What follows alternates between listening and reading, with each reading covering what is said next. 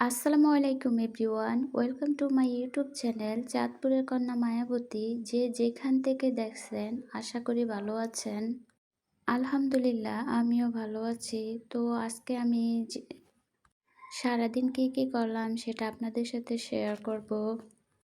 তো আজকে আমি নিরামিষ রান্না করতেছি। আমাদের এই দিক দিয়ে আবার ডাঁটা দিয়ে, আলু দিয়ে, তারপর অন্যান্য সবজিও অ্যাড করে নিরামিষ রান্না করে। বাট আমার কাছে অন্যান্য সবজি ছিল না, এ কারণে আমি শুধু ডাঁটা আর আলু দিয়ে নিরামিষ করতেছি। সকালবেলায় ঘুম থেকে ওঠার পরে নামাজ-টামাজ পড়ার পরে যখন আবার অন্যান্য কাজ করা হয়, কেন জানি মনটা অনেক খারাপ থাকে। আর আমার মতন কার কার ঘন ঘন মন খারাপ হয় অবশ্যই কমেন্ট বক্সে জানাবেন। ইদানিং কেন জানি কারণে অকারণে মন খারাপ হয়, বুঝতেও পারি না কিসের জন্য মন খারাপ হয়েছে। বাট চুপ থাকতে ভালো লাগে, এতটুকুই বুঝতে পারি। আসলে শরীরটা ভালো থাকলে সবই ভালো থাকে আমার মনে হয়। তো ইদানিং আমার শরীরটা অত একটা ভালো যাচ্ছে না, এই কারণে হয়তো মনটা একটু খারাপ। শারীরিক সুস্থতা যে আল্লাহর কত বড় নেয়ামত, যারা সুস্থ তারা বুঝে না, বাট যারা সবসময় অসুস্থ থাকে তারাই বুঝে যে এটা আল্লাহর কত বড় নেয়ামত। আমরা যারা অসুস্থ থাকি সবসময়, তারা সবসময় আল্লাহর কাছে একটাই চাওয়া যে একটু সুস্থ একটা জীবনযাপন করতে পারি, অন্য কিছুই আর চাই না। মন খারাপ থাকুক আর শরীর অসুস্থ থাকুক, নিজের সংসারের কাজগুলো নিজেরই করতে হয়। তো এদিক দিয়ে আবার আমি পোয়া মাছ ভুনা করব। মাছগুলো আমি ভেজে নিচ্ছি। আমি সবসময় একটু নদীর মাছ হালকা করে ভাজি। বেশি ভাজলে শক্ত হয়ে যায় আর খেতেও ভালো লাগে না। নদীর মাছ একটু নরমই মজা লাগে। আমি যখন রান্না করি তখন এক হাত দিয়ে মোবাইলটা ধরে তারপরে ভিডিও করি। আসলে এটা অনেক টাফ হয়ে যায়, কষ্টও হয়ে যায়। এই কারণে আমার ভিডিওগুলো একটু নড়ে। প্লিজ আপনারা ক্ষমা সুন্দর দৃষ্টিতে দেখবেন। আপনাদের সাপোর্টে আমরা অনেক দূর এগিয়ে যাব।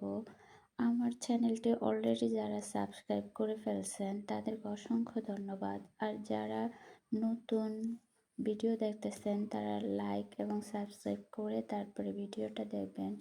আর অবশ্যই পুরো ভিডিওটা দেখবেন। আর যদি ভিডিওগুলো একটু বেশি ভালো লাগে তাহলে অবশ্যই শেয়ার করে দিবেন। আপনাদের এক একটা লাইক, এক একটা কমেন্ট, আমরা অনেক দূর এগিয়ে যাব। তো আমার রান্নাবান্না শেষ, তারপরে আবার এই যে সন্ধ্যায় দেখেন আমি কাপড় চোপড় আয়রন করতেছি। আসলে ডিউটি এখানে আমি একটা পালন করতেছি না, আমি ডিউটি এখানে দুইটা পালন করতেছি। পাশে আমার বাচ্চারা পড়ালেখা করতেছে। দেখা গেছে কি ওদের রেখে যদি আমি অন্য রুমে এই কাজগুলো করি তাহলে ওরা পড়ালেখা করতে চায় না, সবসময় আমাকে পাহারা দেয়। এ কারণে আমিও ওদের পাহারা দিয়ে দিয়ে রাখি।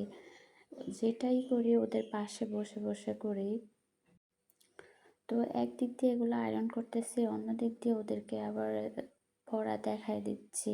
যখন ওরা জিজ্ঞেস করে তখন আবার ওদেরকে পড়া আমি বলে দিচ্ছি। বাচ্চাদের পড়াশোনা করাইতে গিয়ে বুঝতে পারছি যে আমার মাও কত কষ্ট করছে আমার জন্য। আমি যদি একটু সরে যাই তাহলে ওরা আর পড়বে না, এই কারণে ওদের পাশে বসে আছি। তো এই দিক দিয়ে আবার সন্ধ্যায় তো কিছু খাওয়া লাগে, তাই ফুচকা আনাইছি বাজার থেকে। আসলে ফুচকা চটপটি এগুলো না দোকানে বসে খেতেই ভালো লাগে, বাসায় এনে খাওয়াটা আমার খুব একটা ভালো লাগে না। আর আমার মেয়ে আমার মতনই ফুচকা পছন্দ করে। আমি তো ফুচকা অনেক বেশি পছন্দ করি। তো আমার বড় মেয়েও আমার মতো হয়েছে, সেও অনেক বেশি পছন্দ করে। তো আজকে এ পর্যন্তই। সবাই আমার জন্য দোয়া করবেন, অবশ্যই আমার ফ্যামিলির জন্য দোয়া করবেন আর আমাদেরকে সাপোর্ট করবেন। আপনাদের সাপোর্টে আমরা অনেক দূর এগিয়ে যাব। আর যদি ভিডিওতে ভুল ত্রুটি হয় অবশ্যই ক্ষমা করে দিবেন। আল্লাহ হাফেজ।